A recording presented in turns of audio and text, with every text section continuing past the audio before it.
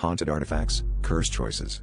When my uncle passed away, his will delivered more than just a dusty collection of bizarre artifacts. It came with an ominous warning: each piece was protected by a ghostly guardian, hell-bent on reclaiming what was rightfully theirs. I thought it was a mere eccentricity of his peculiar mind, but when the first artifact, a tarnished compass that always pointed north, began to pulse with an ethereal glow, I knew I was in over my head. My nights were filled with whispers, each echoing through my apartment from unseen lips, weaving tales of the compass's original owner, a sea captain who met his end in a storm that this very compass had failed to predict. The second artifact, a cracked porcelain doll with eyes too lifelike for comfort, was next.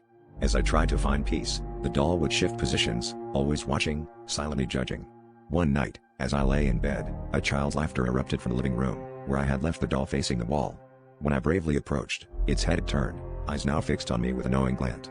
Each artifact seemed to have its own story, a piece of someone else's soul trapped within, someone who wanted back. The tension was unbearable, knowing that with each passing day, the guardians grew stronger, more determined.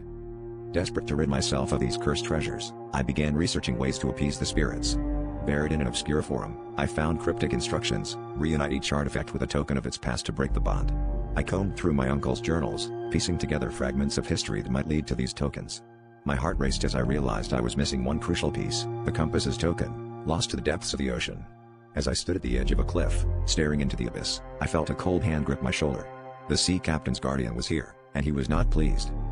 In a final desperate act, I threw the compass into the churning waters below, hoping the sea would swallow its curse. The air grew still, and for a moment, I thought I had succeeded.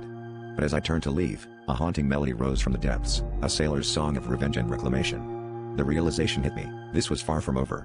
The guardians would not stop until each artifact was returned, and I was left with a chilling choice: continue the quest or join them in their eternal vigil. As the melody faded, I knew I was not alone, and the battle for my soul had only just begun.